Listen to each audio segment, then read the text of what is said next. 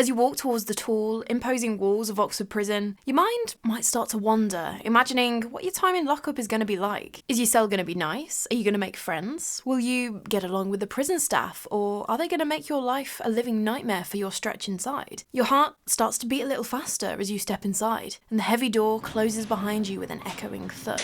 You're booked in and shown to your cell, which looks surprisingly comfortable. The bedsheets are clean and soft, and the decor is stylish and inviting. Oddly luxurious for a place like this. As you look around, you notice a welcome card on the bedside table, giving you local information and restaurant recommendations. It all seems like a stark contrast to the cold, unforgiving reception you might have imagined. And that's because, yes, while you are currently standing in a prison cell, you're not actually serving a prison sentence. You're actually checking into your hotel room at Malmaison Oxford, once an ancient castle and notorious prison, now a luxurious hotel, part of a visitor attraction. But that isn't to say there won't be horrors of the more paranormal kind that lay in wait for you. Guests complain of strange activity in their rooms at night, echoing footsteps, dark shadows, and even the screams and cries of people begging for help. But don't worry, you'll make it through the night relatively unscathed, just in time for breakfast before you check out and go on your merry way. But that doesn't mean you're safe from coming face to face with a former resident of the room, back from when the space was a little less homely.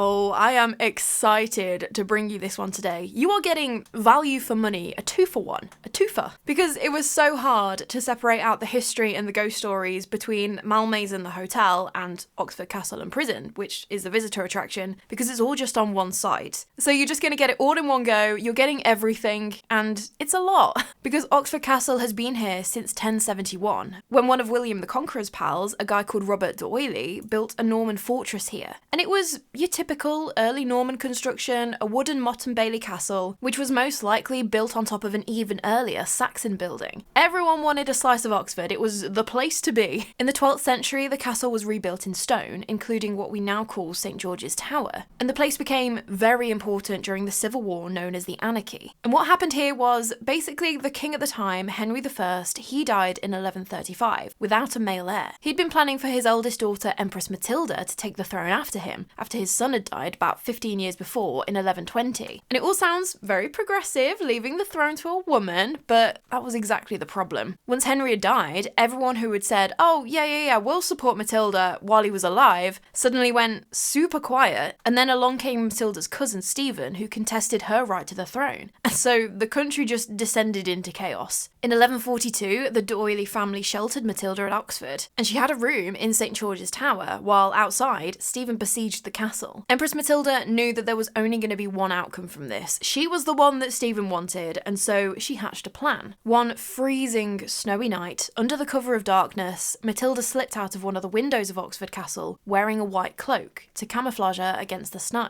She fled across the frozen-over River Thames and made her way to Abingdon, before carrying on to Wallingford. Proper movie-quality daring escape. Good on her. She never actually ended up on the throne, but after King Stephen died, the throne went to her son, King Henry II, so at least there's that. And so, a medieval castle is a medieval castle. It is almost always going to have the capacity to lock people up. And in the 13th century, they were locking up unruly students from Oxford University here. Apparently, they were getting a bit too merry during Freshers' Week, but when your students can be as young as 12 years old, while also carrying swords, and under the influence of the finest ale that the student bar can offer, yeah, apparently they needed a drunk tank to cool off from all of that chaos.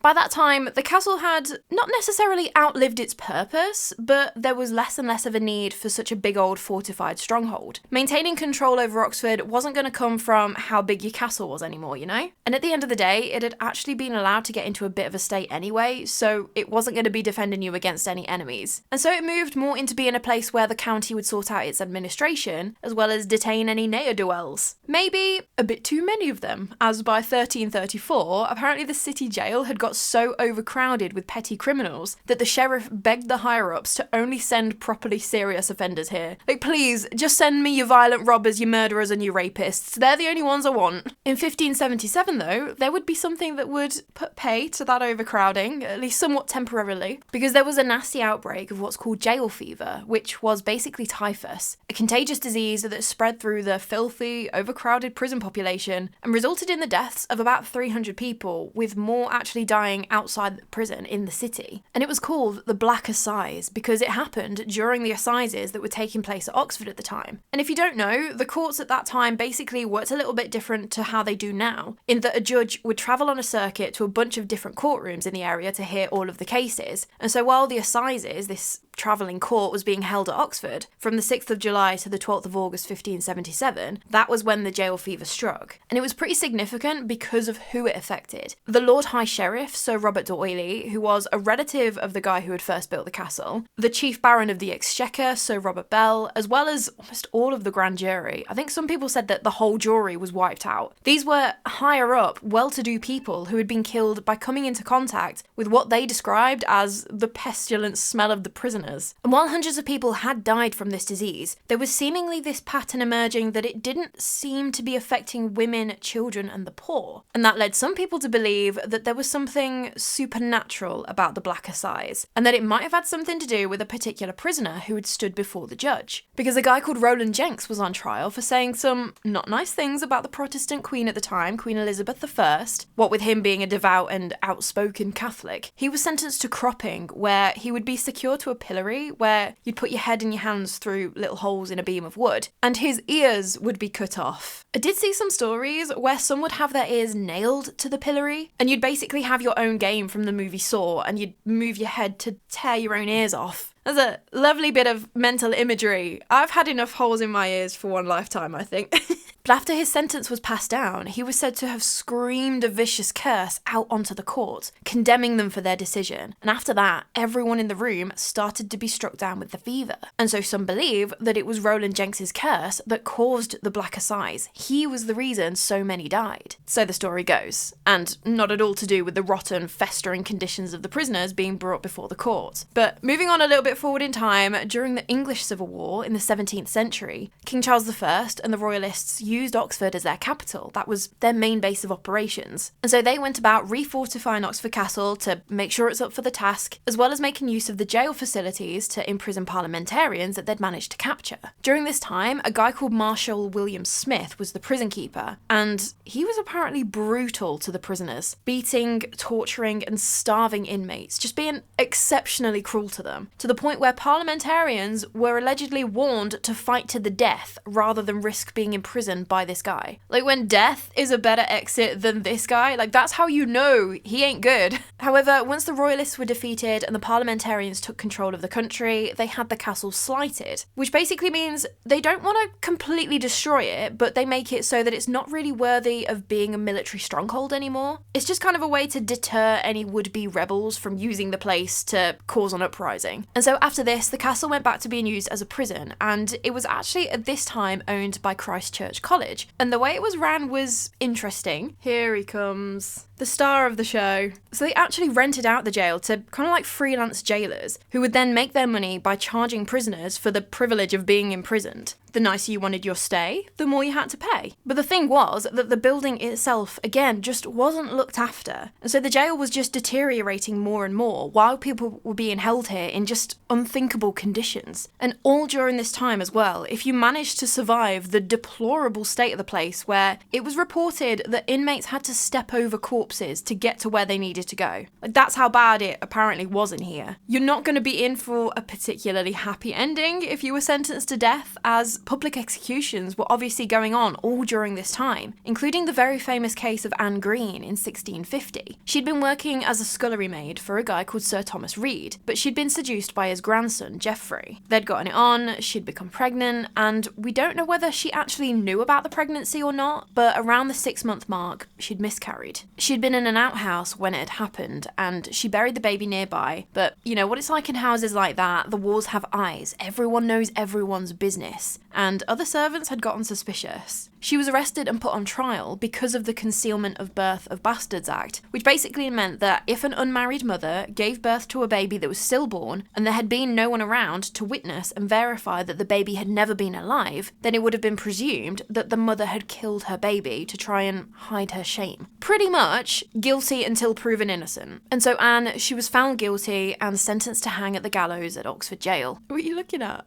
Are you being my emotional support animal through this? I appreciate that, thank you. On the 14th of December 1650, Anne was led out to the gallows and hanged, where her friends were pulling on her legs to try and make it quick. And after 30 minutes, the standard amount of time that the condemned would be left there to make sure that they were dead, she was cut down and her body was donated to student physicians who were studying at the university. Only they were just about to open her up for dissection when, thankfully, someone checked her pulse and found that Anne Green was in fact still alive. She had a weak pulse, but it was there. So then everyone was a bit like, do we need to hang you again? But she'd had her sentence carried out. And so they kind of decided, well, you were sentenced to hang, you were hanged, I guess punishment has been served and you're free to go on your merry way. No, they actually took it as a sign of her innocence, so it must have been divine intervention. And so Anne Green went on to live happily ever after for a few more years after that. Some say 9, others say 15 years. Either way, she had a good run of it. Obviously, Anne was very much the exception to the rule, and scores of prisoners were dispatched in the name of justice here. But then in 1723, the Waltham Black Act was passed, which brought about a system of extremely harsh punishments for over 200 crimes, as they tried to deter would-be criminals. You may know it by another name that it gained, as it became nicknamed the Bloody Code. It went that you could be found guilty and sentenced to death for relatively petty crimes, like cutting down trees, pickpocketing, stealing livestock, obviously still murder, arson, all of that, but also stealing from a rabbit warren, destroying a fish pond, or burning a haystack. I don't want to make any sudden moves now that I have Bean that's actually sitting down. She never does this. But during the 18th century alone, around 59 people lost their lives to the noose, including another famous case, that of Mary Blandy, who was hanged in 1752. And her story, just strap in. So Mary actually came from a pretty well-to-do family. She was the daughter of Francis Blandy, the town clerk for Henley-on-Thames. Mary, she was unmarried. She was in her 30s, so, you know, getting on a bit for the attitudes of the time. She had also suffered from smallpox in her life, so her face apparently had scarring from that. And her dad, Francis, he was desperate to see her married off, and so he offered a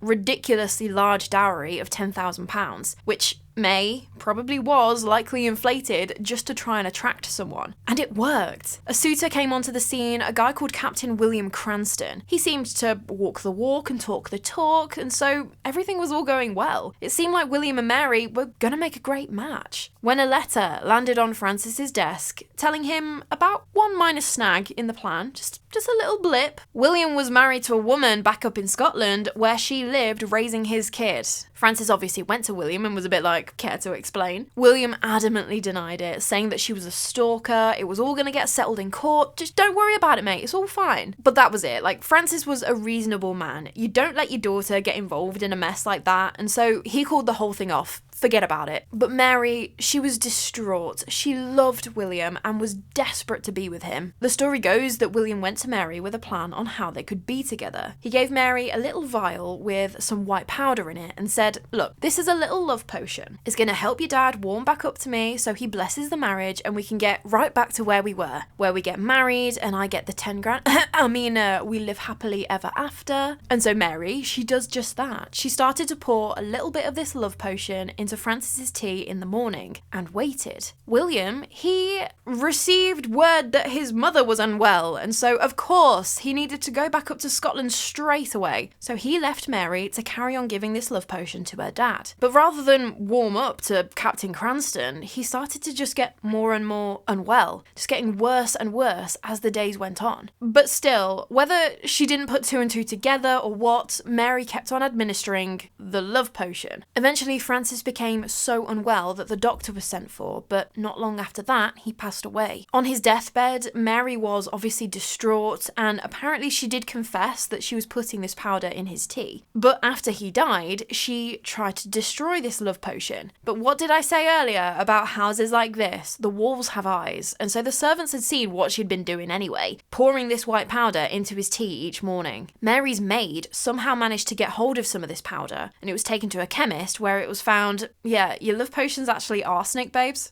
And so Mary was arrested awaiting trial. There was a little bit of a delay in getting her trial going because they were trying to find Captain Cranston, but what do you know? He's nowhere to be seen. Mary, being from a respectable family though, she was imprisoned in relative comfort in the governor's house, but that still wasn't going to save her from her fate. Her maid testified at her trial that she had seen Mary pour the powder into Francis's tea, and Mary was found guilty of murder. She was sentenced to death, and on the 6th of April, 1752, she was led out wearing a black dress, hands tied with a black ribbon and a white handkerchief over her face. The noose was apparently looped over a wooden beam between two trees in the castle yard. There seems to be a little bit of a discussion online as to where the execution actually took place though, but as Mary climbed the rungs of the ladder, she was reported as saying, "For the sake of decency, gentlemen, don't hang me high," referring to not wanting to be so far off the ground that people could see her legs. But once the noose was placed around her neck and the deed was done, there wasn't a coffin waiting at the end of it, and allegedly, after the 30 minutes had passed, the hangman cut her down and slung her body over his shoulder and carried her into the governor's house, showing everyone who was still in attendance her legs. And so, with Mary, it was such a scandal at the time. This woman from a respectable family killing her own father.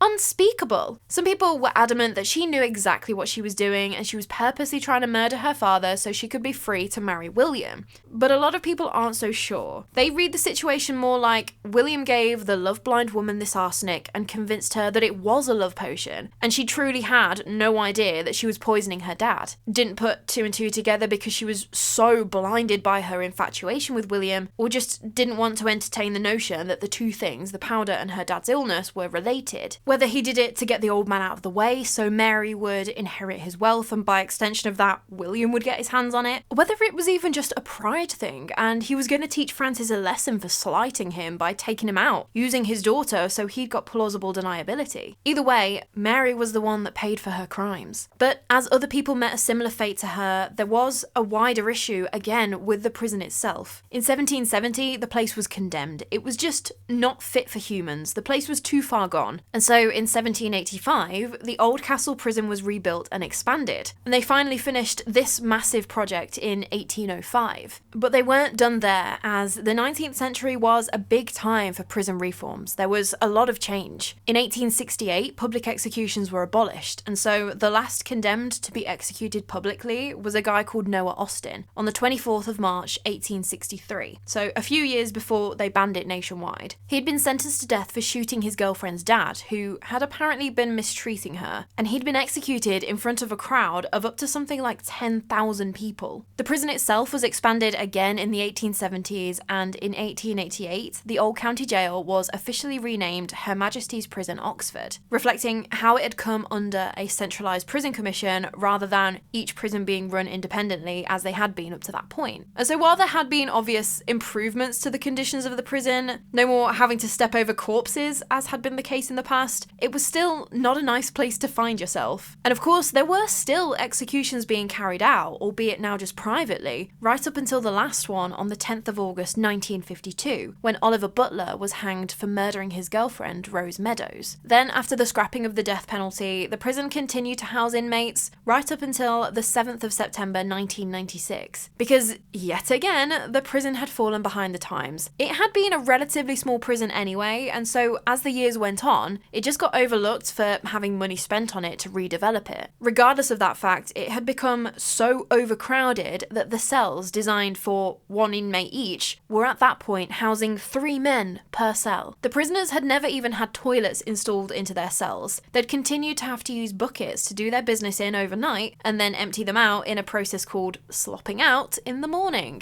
And so eventually it just was not viable to spend the money to bring it up to scratch. After the last prisoner had been transferred out, the prison stood empty, save for being a backdrop of a few bits and pieces on film and TV. But the location would get a whole new lease of life when it was redeveloped, and in 2004, the luxury hotel Malmaison was opened in what used to be the A-Wing and the House of Corrections. And here they had knocked through 3 cells to make 1 hotel room, and now you can stay in one of those converted spaces. And then in 2006, the castle itself was opened up to the public under the name Oxford Castle Unlocked, but now it just goes by the name Oxford Castle and Prison. And so that brings us up to right now, almost 1,000 years of history. And with all of that going on, all of the death, the misery, the extremely high emotions, that's going to leave some sort of mark on the place, right? No matter how much room service and complimentary shampoos you put out for guests. Because there are human remains buried pretty much everywhere underneath the site. Every time they started digging in an area, they found bones. They even found bones down a well on the 11th century mound, which were found to be human, horse, and dog remains dating back to the Norman era. Does that potentially mean that maybe it was used as an oubliette at one point, where prisoners were thrown down and forgotten about until they starved to death? Or were bodies of the dead just thrown down once they didn't need the water source anymore? That would be interesting to know. But it extends all the way up to the most recent death too, Oliver Butler. His family were contacted and asked if they wanted his remains back, but apparently they refused, and so he's still buried under the castle yard now. But I mean, hopefully you've just been able to grasp even just a sliver of the scale of death that would have happened at this site over the last 1,000 years. From military sieges to the brutality of the English Civil War, the prisoners just being held in horrendous conditions, so dying of disease, of starvation, of probably just wanting an easier way out in some cases. All that, hundreds, maybe thousands, aside from the executions that took place here, with Capital Punishment UK finding 100 confirmed executions between 1735 and 1952. So it comes as no surprise that this place has the reputation of not only being a really significant site in terms of history, but also in terms of the paranormal too. So much so, and I absolutely love this, I love when visitor attractions lean into the ghosts. They have an annual Ghost Fest, where they have a bunch of different events and things, ghost tours, all of that sort of stuff. But if these stories are to be believed, they've got more than enough ghosts to back it up, starting with legends that span all the way back to the 12th century, with Empress Matilda being known as the White Lady of Oxford Castle. This is a really interesting one because obviously Empress Matilda didn't die at Oxford Castle, but some people believe that because her escape in the middle of the night in that cold December night wearing her white cloak would have been an extremely tense, stressful time, it's that emotion that has imprinted onto the stones and now plays back in pretty much a residual haunting. And there was one incident where a prison guard was doing his rounds one night and he spotted this woman dressed in white walking in an area where there shouldn't have been anyone. It was totally off limits. He raised the alarm thinking that it must be an escaped inmate. That's the only explanation. But when a head count was done, they found that no prisoner was missing, all of the staff were accounted for, and they didn't have an explanation for who that prison guard saw. This lady in white has also been seen looking out of the windows in St George's Tower, with people again saying that must be Empress Matilda as her room was in there. Other people inside the tower have heard what sounded like heavy fabric dragging on wooden floorboards, which is a very specific thing to hear, right? Almost like someone wearing a dress or a cloak is walking around in there. But when they follow the sound, they don't find anyone. But there was one time where maybe, potentially, her apparition was captured. A Reddit user posted a photo that they claimed had been taken in St George's Tower in 2009. They said they weren't capturing anything specific. They think it must have just been sort of like an accidental photo taken, like a butt dial for your camera. As far as they remembered, there wasn't a mannequin or a costumed staff member. In fact, they were reasonably sure that they had been alone in that specific area. But this photo, it does look like someone potentially wearing what looks to be a white cloak with the hood up. But let me know what you think of that one. Some people say that Empress Matilda may also have been spotted walking out in the castle grounds, replaying her daring escape, but others put it down to another entity that's said to haunt the area, Mary Blandy, the woman who poisoned her dad. She's described as wearing wearing 18th century clothing, as a middle-class woman would have been wearing during her stay in the prison, and she's seen either looking really mournful or just all-out sobbing. And there was one time when a tour guide was out walking near the castle mound, and he was telling his tour group about how this area was said to be haunted by Mary. Almost as if on cue, a strange white light appeared and started moving around the mound. The whole group saw it, tour guide included, and to the tourists, it looked great. It's very realistic, a lovely touch, an extra little bit of immersion while you're talking about the ghost stories in the area. The tour guide tried to tell the group, like, I've got nothing to do with this. Genuinely, I have no idea what that is. To which the group were like,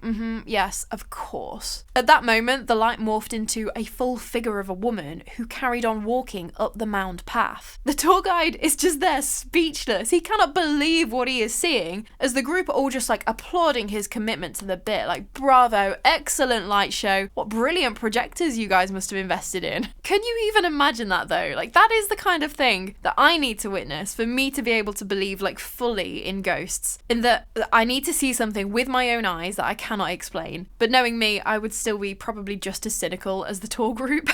But rather than the stories of Empress Matilda, where yes, it does kind of just seem more like a residual echo, just a playback of past events, it seems that Mary Blandy is actually still there in spirit, and she might even be listening to the tours, making sure the tour guides are getting the details right about her case. There was one tour guide who was telling the story of Mary, and I mean, it is part of the story that she unfortunately had been afflicted with scarring on her face from smallpox. She was also in her 30s, so that's likely the reason why Francis inflated the dowry to try and attract a suitor for a woman who was, by 18th century standards, perhaps seen as aging and damaged. But it doesn't look like Mary took too kindly to this less than sympathetic description of her. Fair enough. And later that night, once the tour was over and the guide was going back into the staff room to get changed to go home, the door that he knew he had firmly closed behind him because he was about to go and get changed flew open and smacked the wall behind it with an almighty crash. Seconds later, the second door to the room also flew open with a huge bang, which I don't know how that guy reacted, but if that was me alone in a haunted prison and something loud like that happened in the same room as me, I would not remain alone in that prison for very long. Half still dressed in costume, I don't care, I am out. But logically, your first thought is a draft, right? Only both of these doors opened into the room, which surely a draft wouldn't have done that. It would have pushed one door inwards, and then it would need the other one to push outwards to follow the direction of the draft, if it was even strong enough to open two doors. And so a lot of people believed that it was actually the doing of Mary Blandy, who was upset at what the tour guide had said about her. There is another female presence too, and this is apparently that of a little girl. Not much is actually known about her, but children were imprisoned here. There was in 1870 a 7-year-old girl sentenced to a week of hard labour for allegedly stealing a pram. But this entity, she seems to be quite frightened, quite unsure. She usually makes her presence known to women, as they claim to feel like someone small is trying to hold their hand or grab onto the back of their legs, almost like she's trying to find and hold on to a mother figure, which is quite sweet but a little sad. Someone who most definitely does not need looking after though is the entity lurking in the castle's 900-year-old crypt. He appears as a hooded monk, of course, and has been given the nickname Brother Bernard, but in reality we don't really know who he is. It's thought that maybe he was tasked with guarding the crypt in life, or that he actually caught the bubonic plague, and with people not really knowing what to do with a sufferer of the Black Death at the time, he was thrown down into the crypt as kind of like a rudimentary quarantine. Whatever the reason, the story goes on that instead of continuing to live a pious life, Brother Bernie actually started to brew ale and drink the boredom away. Although other sources claimed that while he was down there, he went mad and started experimenting with the bodies of the dead,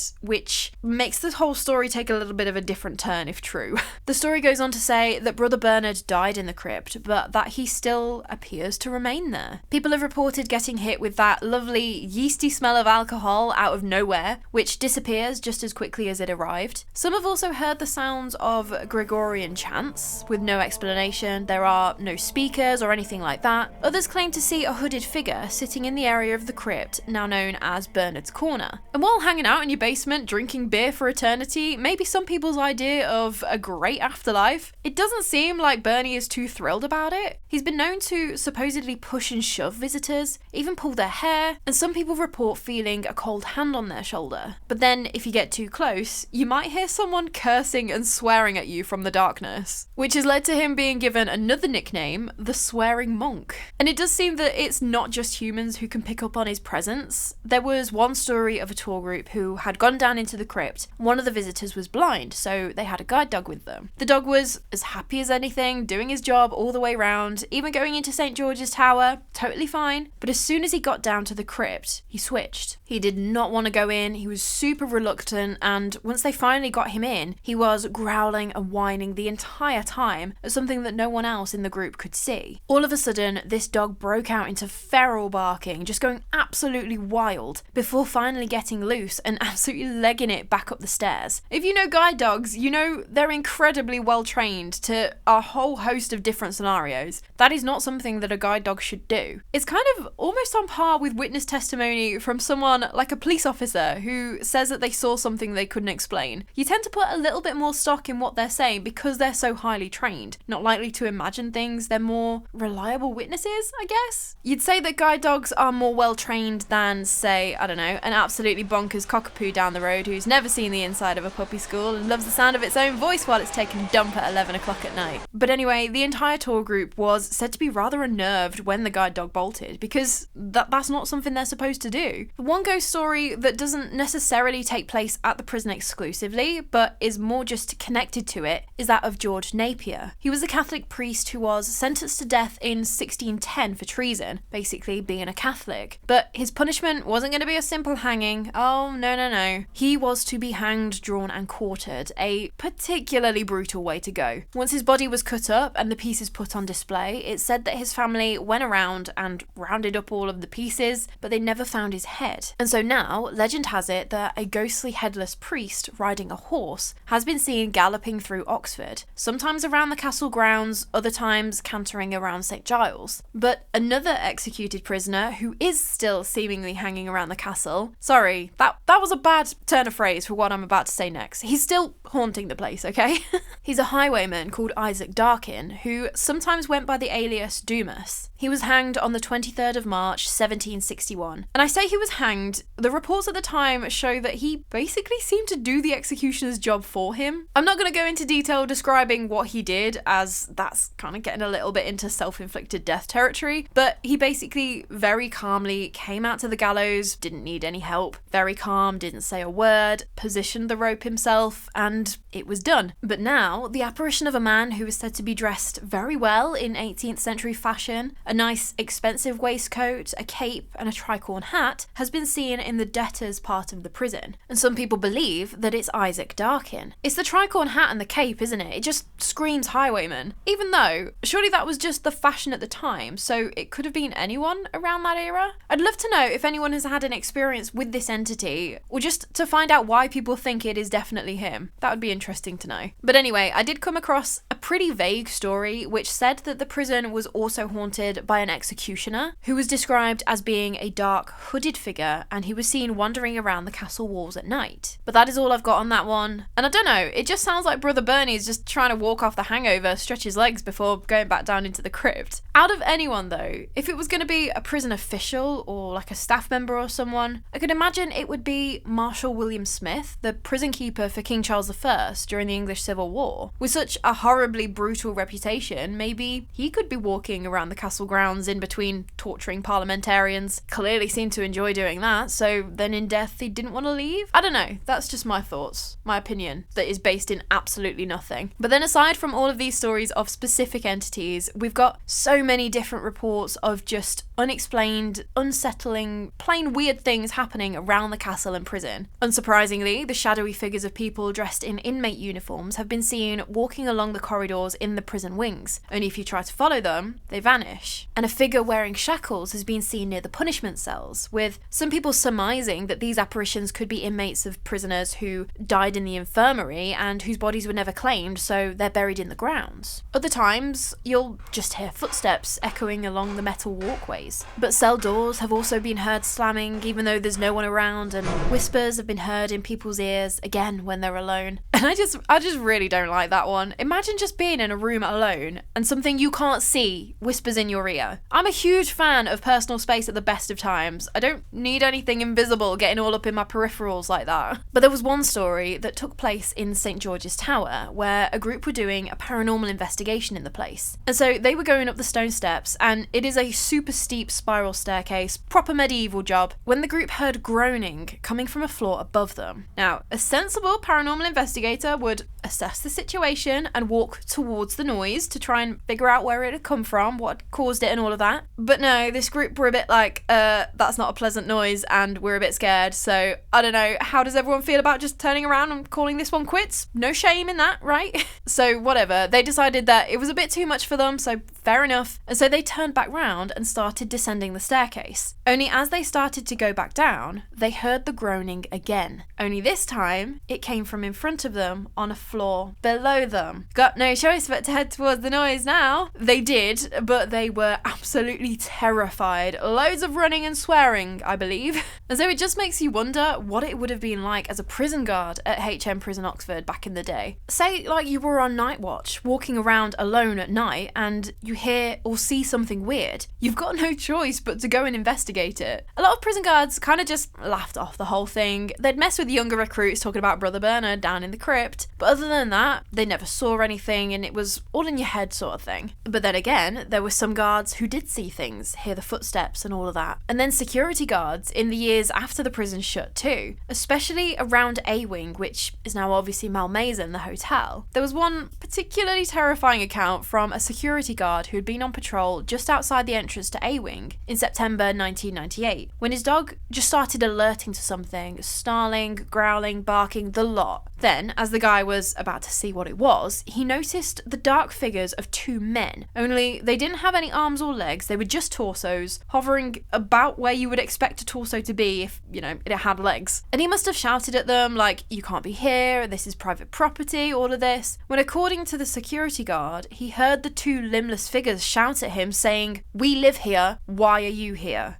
Well, that was it. The security guard and the dog just bolted. They both made it back to the security van, and as he sat in the driver's seat, he could still see these two floating torsos. They were right in front of him. The next morning, back at home, this security guard's wife woke up and noticed that he hadn't come home. He wasn't in bed, not in the house or anything. She looked out of the window to see that the security van was on the drive and the guy was still in the driver's seat, and he looked to be just in absolute shock, staring straight ahead, hands on the steering wheel. When the wife was able to break this guy's trance, he said that he didn't remember anything between leaving the prison and that moment. He was in such a state of shock. And then, just to top off that super strange story with a really sad ending, apparently the security guy's dog passed away a few days afterwards. So that is obviously very sad. I hope the poor thing hadn't got scared to death by whatever it was. And I also hope that they hadn't just been scared off by actual locals who did in fact live in the area and it was just too dark to see their outlines properly. But at least they were able to get away. They had the option to leave the area, even if it didn't turn out too great for the dog.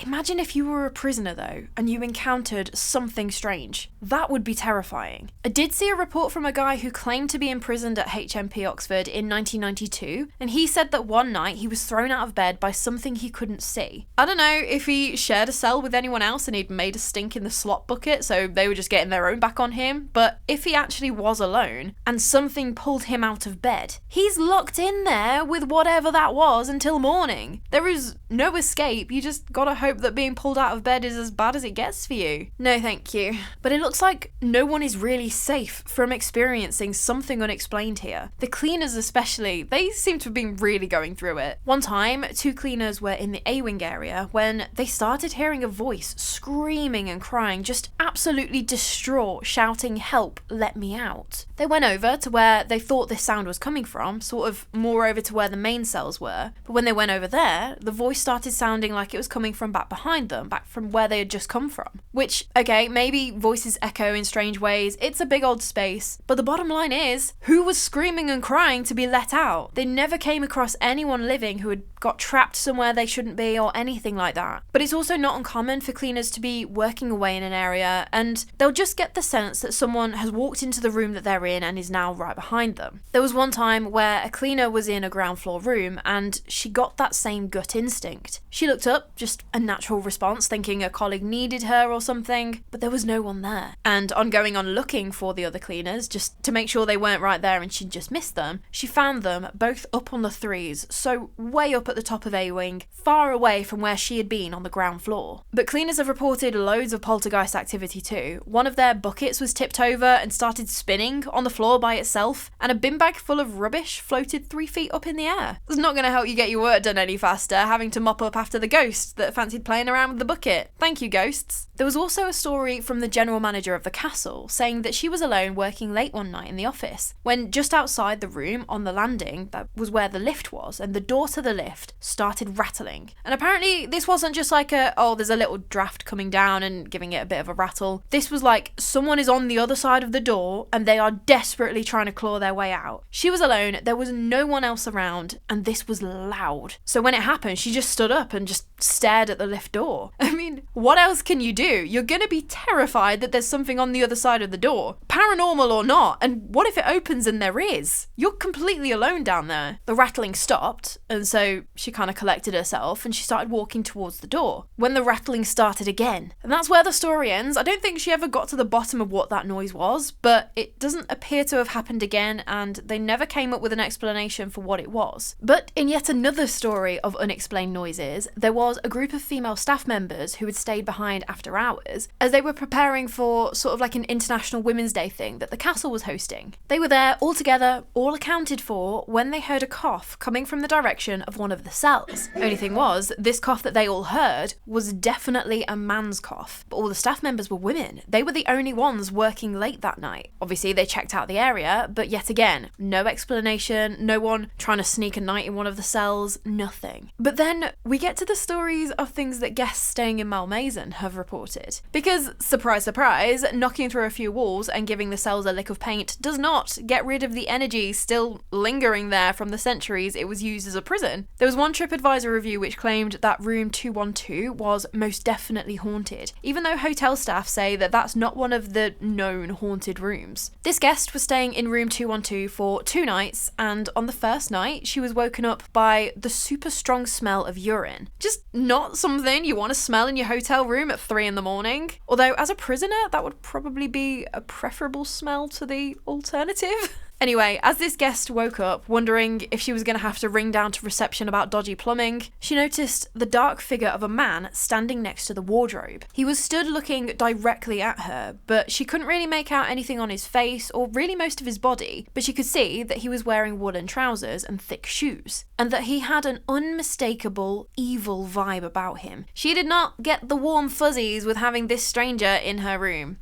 She obviously felt very uncomfortable at this, but he didn't move. He just stayed where he was, staring at her. So she didn't really feel like she was in any particular danger. So she just turned the light on and left him to it while trying to go back to sleep. That is just a whole other level. There is a ghost in your room, the room you are alone in, and it is the middle of the night. Like, what?